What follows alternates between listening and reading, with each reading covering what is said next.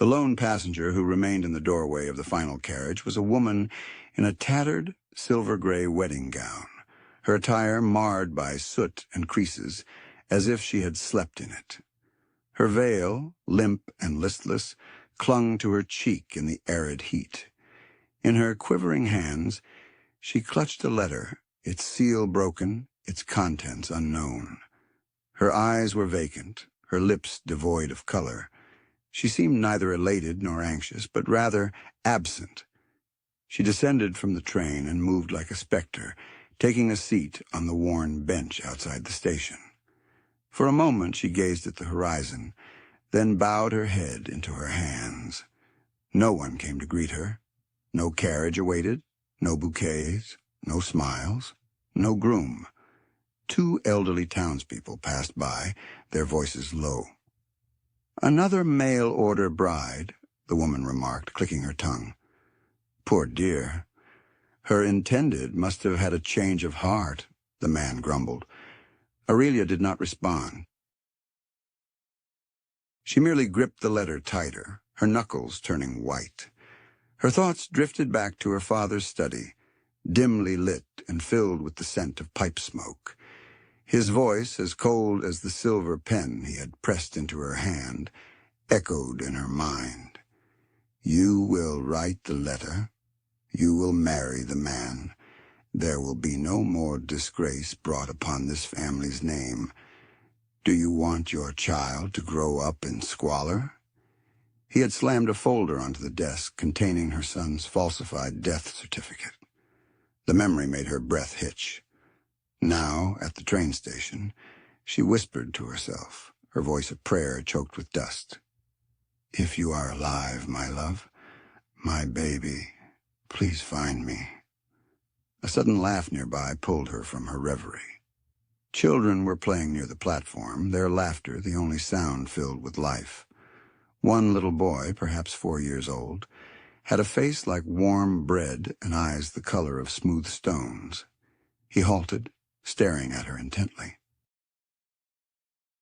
He pointed a small finger toward her, turning to his companions.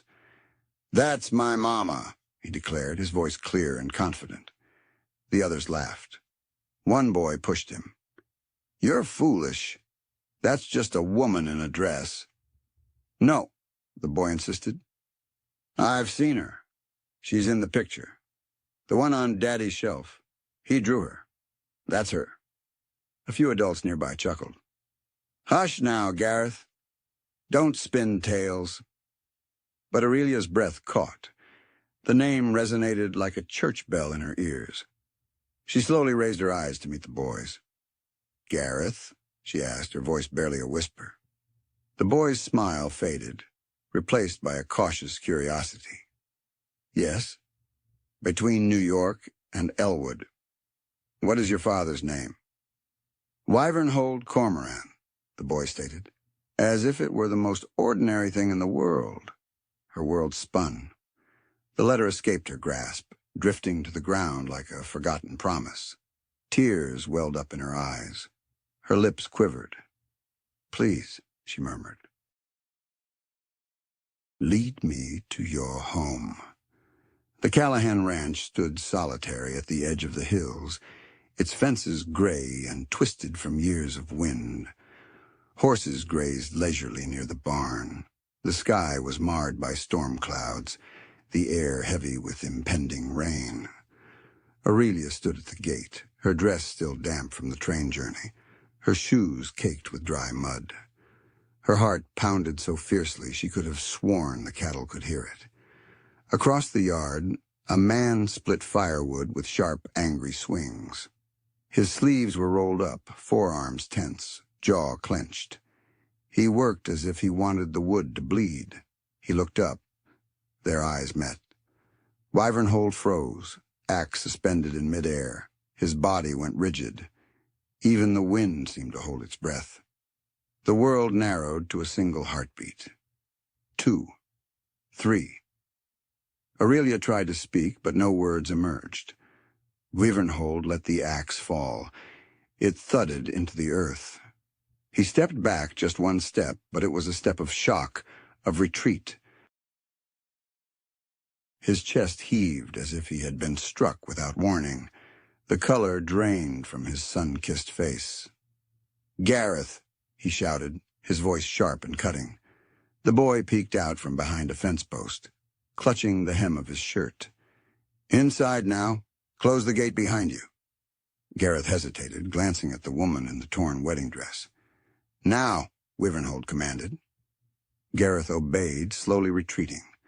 The gate creaked shut between mother and son, and Aurelia's legs gave way. She collapsed to her knees in front of the gate, clutching the iron bars as if they were the only thing keeping her tethered to this world.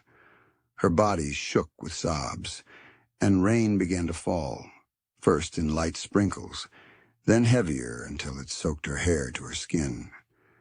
"I looked for you," she cried softly. "I looked for both of you." Wyvernhold stood still like a statue in the storm, his hands clenched into fists, his lips pressed tight. He turned his back on her and walked toward the house, boots sinking slightly in the softening ground. He made it to the porch before stopping. His shoulders rose and fell with uneven breaths. Inside, Gareth's small face appeared in the window. The boy pressed his palms to the glass, watching his mother crumpled outside the gate like a discarded doll. Wyvernhold stepped into the house. The door closed behind him with a dull thud, but he did not go far. From inside the room, he stood on the steps leading up to the gallery, watching the scene from the shadows. Outside, the rain came harder. Thunder rolled over the hills. A flash of lightning lit up the yard like midday. For an instant, Wyvernhold could see her clearly, knees bent, arms wrapped around herself, hair clinging to her cheeks. Then came the thunderclap. Aurelia flinched violently and let out a cry.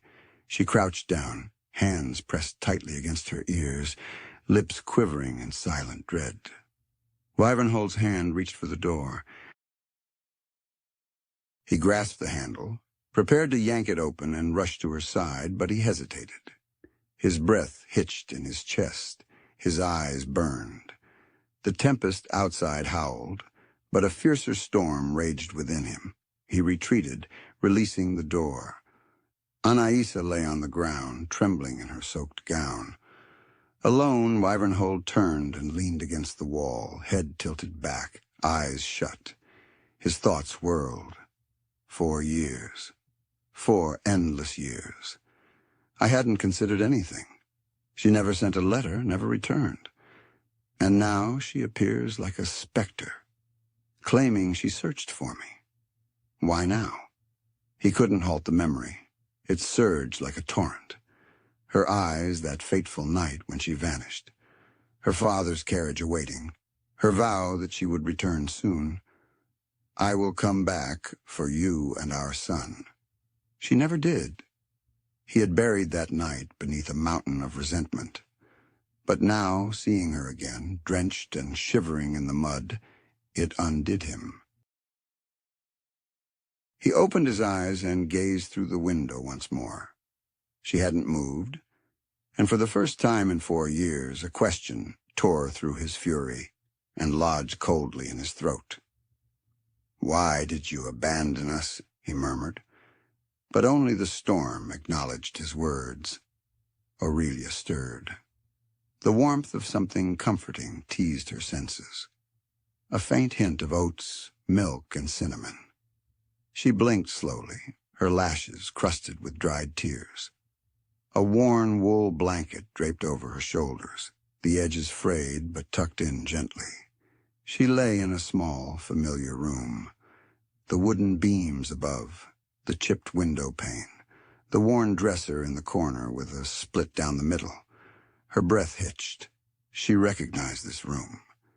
Years passed. She had folded baby clothes here, watched Wyvernhold doze in the old rocking chair, with Gareth in his arms. Now it smelled of dust and emptiness. Beside the bed sat a bowl of porridge, still emitting a slight steam. A spoon lay beside it, pristine. Her fingers reached for it hesitantly, shaking. She hadn't experienced kindness in years. Wyvernhold, she whispered, almost inaudibly. The name escaped her lips like a secret revealed. Suddenly, the air changed. Flashback to 4 years ago. The room was dark. Her arms were bound behind her. Her cheeks stung from where a hand had struck her. Footsteps echoed outside the door. The metallic scent of blood and the oppressive heat of captivity weighed on her like a shroud. She had attempted to escape twice. The second time they locked her in without water for 2 days. "You will marry whom we choose," her father had snarled through the bars, "or you'll never see the light of day again." The memory slammed shut. In the present, the door creaked open. Wyvernhold entered, his expression as unyielding as oak. He held a damp cloth in one hand and a bottle in the other. He didn't glance at her as he approached the table and began cleaning up a shattered glass. "You should eat," he stated. His voice was steady, controlled, but his eyes held a deeper turmoil. Anger, yes, but also pain. She parted her lips. "Why did you bring me here?" he cut in. "Because I don't want you dying in front of my son." His words struck her like a blow. She recoiled. He finally met her gaze. For a moment, his guard dropped. "You left," he murmured. "You left him.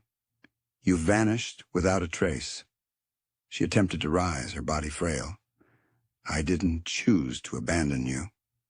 "Save your breath," he retorted, turning away. "You made your decision. Whatever your reasons, you stayed away."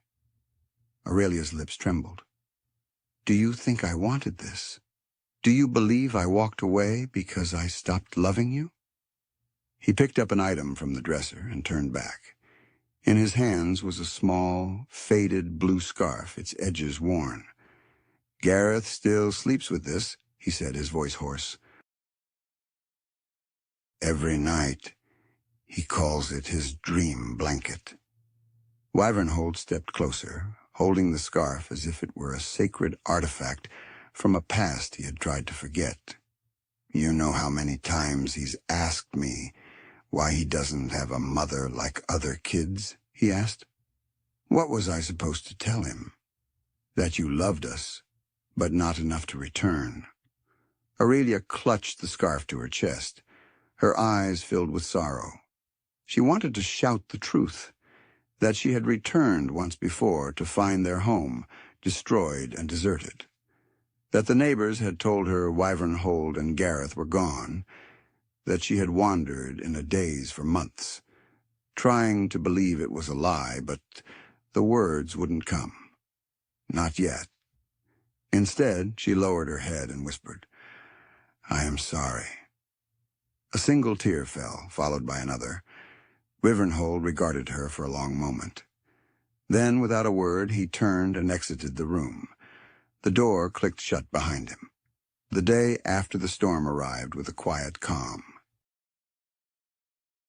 The air was fresh, the ground still moist from the night's rain. Sunlight inched across the porch floorboards like tentative fingers, and a gentle breeze stirred the dry leaves of the cottonwood trees. Wyvernhold stood by the screen door, arms crossed, his hat casting a shadow over his face. Aurelia followed him silently, her bare feet patting softly on the wood. He hadn't spoken to her since leaving the room, but now he motioned silently to the porch bench, hidden from the road, away from the prying eyes and whispers of the town. She noticed. Gareth peeked from behind the kitchen curtain, his face half hidden by the faded scarf she remembered. He grinned shyly, then ducked out of sight. Another wave lifted her hand and waved at him, hesitant but genuine. Her fingers shook. Wyvernhold leaned against a post, arms still crossed. His voice, when it came, was low and devoid of emotion. "What do you want, Aurelia?" She flinched at the cold use of her name. No warmth, no echo of what it once had meant to him. She looked down at her hands. "I didn't choose to leave." He didn't respond. She steadied herself. I was taken. He interrupted her, his voice sharp as shattered glass. Let me guess. My father. Menacing words. A barrier between us? The familiar story. She gazed up, her eyes glistening with unshed tears. This is no mere story. It truly happened. Wyvernhold let out a harsh, bitter laugh, the sound echoing emptily. Have you any idea what arrived in my post? An invitation to a wedding. Your name. His name. Delivered to me as some cruel jest. No accompanying letter. No explanation. Just a formal request for my presence. He paused, his jaw tightening. I assumed it was your way of ending things between us. Aurelia's face contorted, her shoulders trembling. I was compelled to send it, she murmured. They forced me to sign it. I had no choice. Why me? You believe that makes it better? He retorted sharply. You still disappeared. You still chose to stay away. I attempted to find you, she pleaded. I tried once, he replied coldly. And then? You abandoned the search, started anew. She averted her gaze, silent. Abruptly, the door groaned open. Gareth emerged, clutching a folded sheet of paper in both hands. I created this, he said softly. Wyvernhold turned to face him. I told you to go back inside. But I said go. Gareth's lower lip quivered. He looked at Aurelia, then approached her, extending his hand. I drew this yesterday. It's of you, he said. Aurelia accepted the paper gently. It was a child's drawing, vibrant and simple, depicting her face alongside his and Wyvernhold's, their hands joined. Above them, in wobbly letters, my family. Her hand covered her mouth in shock. Wyvernhold strode over and seized the paper from her. Inside, he growled. Gareth hesitated before complying. The door slammed shut behind him. Aurelia remained motionless, the echo of the slam lingering in the silence. I do not expect you to forgive me, she said finally, but I never ceased loving you or him. Wyvernhold fixed his gaze on the closed door for a long moment. He said nothing. He did not look back as he entered the house, but this time he did not slam the door. And this time, as she rose to leave, he watched her from the window long after she had vanished from sight. The afternoon sun was descending when a knock sounded at the door. Wyvernhold answered it, wearing the exhaustion of a man who had already weathered a storm beyond words. Standing on the porch was an elderly man, his shoulders stooped, carrying a worn satchel across his chest. His beard was unkempt, his eyes filled with remorse. Wyvernhold Cormoran? He inquired. Wyvernhold nodded. And who might you be?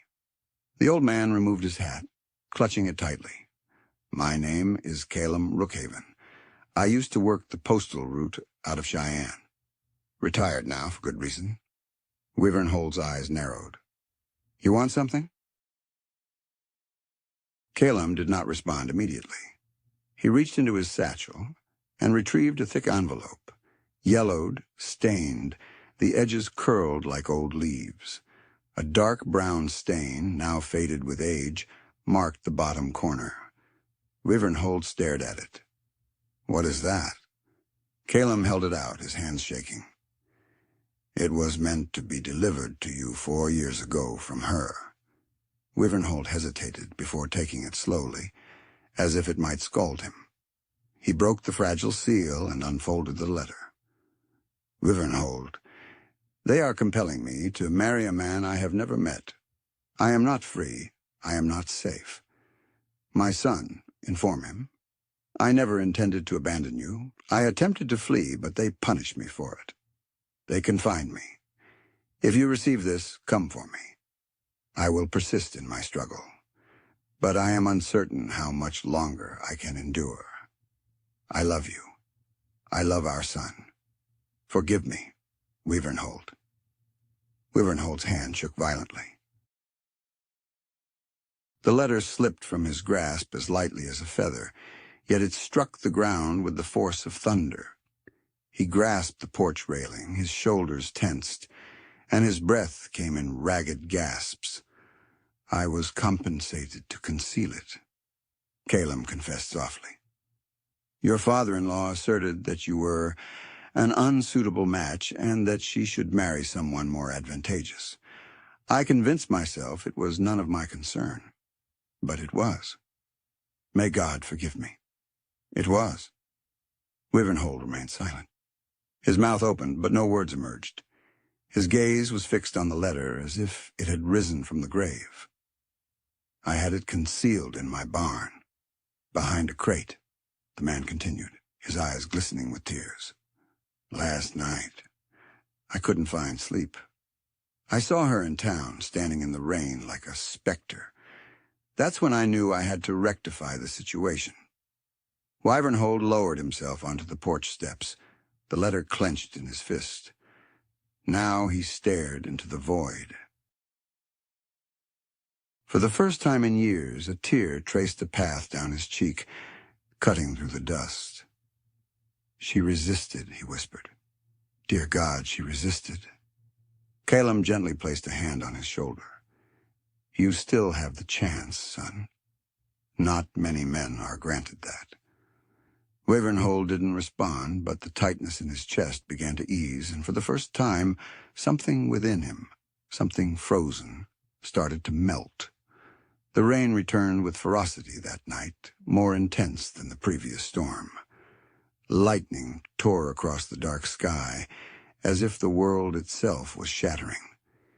Inside the house, the fire had dwindled, casting gentle flickers on the wooden walls. Wyvernhold sat at the kitchen table, elbows on the wood, head in his hands. The open letter from Aurelia lay beside him, now smoothed and dry, but weighing heavily. A soft cry pierced the silence, followed by another, more urgent and frightened. Wyvernhold sprang to his feet instantly. Gareth's voice quivered from the bedroom. He hurried inside and found the boy tangled in his sheets, drenched in sweat, his cheeks flushed a deep red. Gareth, he whispered, placing a palm on the boy's forehead. He was burning up. His heart sank. Wyvernhold grabbed a cloth, dampened it, and pressed it to Gareth's head, but the boy moaned louder, his body trembling beneath the heat. Aurelia, Wyvernhold called out instinctively, then checked himself. She was no longer here, but she was nearby, somewhere in the barn or the abandoned shack out back, where he had noticed a lamp flickering earlier. He hesitated for just a moment, and that was all the time it took for the front door to be thrown open. Rain and wind rushed in with the figure of a woman. She was barefoot, drenched to the skin, her hair plastered to her cheeks, her eyes meeting Wyvernhold's for a brief instant before she rushed past him and into the room where her son lay. "Oh, God!" she gasped, falling to her knees beside the bed. Gareth. She caressed his cheeks, pressed her lips to his forehead, and murmured words that only a mother could utter. Wyvernhold remained frozen in the doorway. "I'll carry him," she declared, her voice quivering yet determined. "What do you mean?" she was asked. "To the archprelate's residence," she replied. "Reverend Collinson has remedies and a warm fire. I won't let him go." She lifted the boy into her arms, straining under his weight. Her knees wavered, but she steadied herself and stood upright. Wyvernhold reacted instinctively. "Let me take him," he offered, advancing towards her. "I told you no," she retorted, tears streaming down her cheeks. "I abandoned him once. I failed him once. I won't fail him again." The room fell into a hushed silence. Outside, thunder boomed, and then, without a single word, Wyvernhold shed his coat and positioned himself behind her. He draped it over her shoulders. Aurelia recoiled slightly, but remained still. Then, gently, he reached out not to take Gareth from her embrace, but to lift both of them together. He supported the boy with one arm and wrapped the other around Aurelia's back. They ventured into the tempest. The wind whipped around them, but Wyvernhold protected them with his body. Together they plodded through the muddy path towards the archprelate's house. No words, no explanations, only motion, only breath, only desperation. Lightning streaked across the sky, casting their shadows long and intertwined across the damp ground. By the time they reached the reverend's porch, both were trembling, drenched, and weary. Reverend Collinson welcomed them in without hesitation. He noticed the boy's condition and hurried to boil water, gather medicines, and stoke the fire. Wyvernhold carefully laid Gareth on the couch, and Aurelia knelt beside him, holding his hand tightly. Wyvernhold stood behind her, his gaze fixed on her damp shoulders and the scarf Gareth still clung to, even in his feverish sleep. His hand shook at his side, and something within him shattered, not with a sudden crash, but like a dam slowly eroded until it finally yielded. "I can't lose them again," he thought. "I won't endure it." His hand found her shoulder. She turned to look up at him. No words were spoken, just their eyes meeting, and the silence that had poisoned the space between them began to dissipate in that moment of shared, quiet breath. Thunder rumbled once more, but in Wyvernhold's heart, the storm was beginning to subside. The following days were tranquil, almost too peaceful. Aurelia moved into the Callahan ranch, not into Wyvernhold's room, not yet. But the house started to feel alive again. She cultivated rows of carrots and herbs beside the porch. Gareth chased chickens barefoot through the yard, laughing in a way Wyvernhold had never heard before. Some mornings, Wyvernhold would glance out the window and see Aurelia gently brushing the boy's hair with tender fingers, whispering to him. She never raised her voice, never looked away when he posed difficult questions. She simply loved him. And Wyvernhold, despite his reserved silences, found himself growing tender again. He would approach her from behind while she was preparing vegetables and lightly touch her arm. Under the cover of night, they perched on the porch steps, gazing at the stars in a silent pact. Yet the crucial words remained unspoken. One twilight, as they gathered for dinner, just the three of them around a table that had once seemed so desolate, Gareth interjected between bites of stew. "When are you two planning to tie the knot?" Aurelia nearly sputtered on her drink. Wyvernhold's eyebrow arched in surprise. Gareth leaned in, resting his elbows on the table. "In the stories at school, when a mother and father love each other, they have a big wedding. I want that. I want to announce to the world that I have a family." Wyvernhold stretched across the table, gently covering Aurelia's hand with his own. "Soon," he assured her. "Very soon." Her eyes flickered with a mix of surprise and warmth. He was serious. He had been scheming to pop the question during the upcoming harvest festival. The town square would be adorned with glowing paper lanterns. Melodies would resonate through the dusty lanes. It would be ideal. Or so he envisioned. The festival day dawned, brimming with potential. Aurelia donned a soft yellow gown that billowed with her movements. Her eyes sparkled with a newfound light, a glimmer of hope. Wyvernhold kept a small ring tucked in his pocket. It was modest, a silver band with a blue gem. But it had belonged to his mother, and it had waited long enough. The town was alive with stalls, laughter, and the tunes of fiddlers. Children weaved through hay bales. Adults meandered past pie vendors. Aurelia was assisting Gareth in securing a ribbon to the harvest wreath when the clatter of hooves shattered the peace. A man rode into the square on a black steed, his leather coat billowing behind him, a jagged scar marring his cheek like a fissure in stone. He dismounted roughly. "I'm here for Aurelia Whitmore," he bellowed. The square fell silent.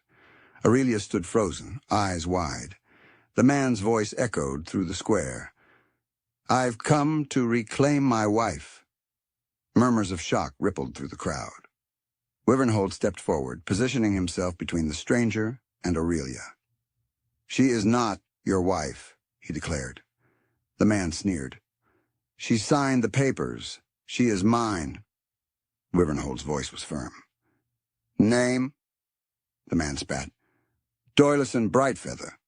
You'll recall it well. Her father arranged it. She penned the letter herself."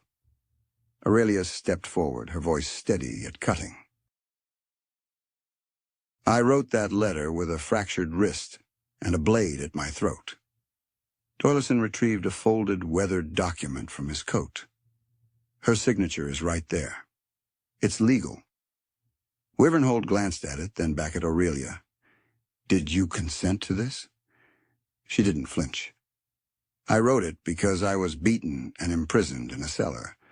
I signed it because I believed no one would ever find me. But I was never his wife. Not in my heart. Not in my soul." Doylison's eyes blazed with fury. "You think you can humiliate me? You think you can just walk away?" He lunged. Wyvernhold acted first. The two men clashed violently. Doylison landed the first blow, striking Wyvernhold's jaw. Blood trickled from the corner of Wyvernhold's mouth, but he stood his ground. He seized Doylison by the coat and slammed him against a post. They clashed violently, punches thrown, boots kicking up dust and splinters. The townspeople shouted, attempting to separate them, but the anger had simmered for too long. Eventually, the Reverend and Caelum Rookhaven, the elderly postman, intervened. "I was getting dressed when I heard the commotion," Caelum yelled, waving the letter. "That woman was taken against her will," he declared. "I knew the truth, but kept it secret. But I can't anymore." "She never agreed to that marriage," the Reverend stated. "You have no right to her." Doylison growled, trying to lunge again, but the sheriff intervened, seizing him by the arm and dragging him away. "You set foot in this town again, Brightfeather," the sheriff warned, "and you'll leave in a coffin." Quiet descended. Wyvernhold faced Aurelia. His lip was split, his knuckles bruised and bleeding, but his eyes burned with a fierce, sacred light. He approached her slowly, retrieved the ring from his pocket, and knelt down. "Nothing, no name, no deceit, no document, will ever stand between us again," he vowed, his voice hoarse with emotion. "I'm not asking out of pity or pride. I'm asking because I love you. Because we are already a family. Will you marry me?" Aurelia's hands flew to her mouth. Tears streamed down her face. "Yes," she whispered. "Yes, 1,000 times. Yes." The sun began to set over the Wyoming prairie, casting a golden glow across the field behind the Callahan Ranch. The tall grasses swayed gently, bathed in amber and honey, and wildflowers nodded in the breeze as if blessing what was about to happen. A narrow path had been cleared through the blooms, marked by linen ribbons and wooden chairs borrowed from the church. There were no elaborate arches, no grand stage, just nature, reverence, and the sound of hearts beating steadily. The entire town had gathered. Men with dusty boots, women in homespun shawls, children with clean faces. They stood in silent anticipation, murmuring softly, waiting for the moment. At the end of the path stood Wyvernhold Cormorant, dressed simply but proudly, a light in his eyes that had not been there in years. His bruises from the fight had faded to faint yellow. His hands were clasped nervously in front of him, fingers twitching only once when he saw her. Aurelia. She walked down the aisle not with pomp, but with elegance. Her dress was soft ivory linen, sewn by Wyvernhold's mother from old curtains and lace found in the attic. It fit her as if it had been waiting all this time to belong to someone who had truly earned happiness. Her hair was adorned with sprigs of lavender. In her hands, a simple bouquet of white wildflowers picked from the field that morning. She met Wyvernhold's gaze. He couldn't look away. As she stood beside him, he leaned in and whispered, "Now you are a bride because of love, not because of fear." Aurelia's hand trembled in his, but she smiled. The reverend began to speak, but his words faded into the background for Wyvernhold. The only sounds that reached his ears were the wind's whisper as it swept by and the soft breathing of the woman he cherished, standing right next to him. As the vows were spoken and the rings were swapped, the reverend faced the gathering. He inquired if anyone had anything to say before the union was finalized. Before the silence could linger too long, a tiny voice chimed in. "Kiss her," everyone turned to see. Gareth stood nearby, dressed in an oversized vest and a crooked bow tie, his eyes sparkling with pride. "Kiss her," he repeated, just like in the fairy tales. The crowd chuckled softly. Wyvernhold smiled at Aurelia, who was already laughing through her tears. He gently cupped her cheeks with both hands and drew her closer. Their kiss started softly but quickly deepened, carrying the weight of all they had endured to reach this moment. The pain, the years, the separation, all of it dissolved under the warmth of that sunlit promise. The crowd burst into cheers. Gareth cheered the loudest, jumping on his toes before rushing to hug them both. Wyvernhold knelt, pulling his son into their embrace. A family, finally united. As the golden light enveloped them, the scene seemed to freeze like a painting. 3 souls entwined in love, framed by the vast sky and the promise of new beginnings. No one was there to greet her at the station. She sat alone, clad in a hope that had no name. But one little boy noticed what everyone else had overlooked. That love doesn't require an invitation. It only needs someone who remembers the path home. If this story touched you, give it a like and tell us in the comments. What would you have done if you were in their shoes? Subscribe to Frontier Stories and join us as we continue to tell stories of hope, resilience, and the beautiful, messy truth of Wild West.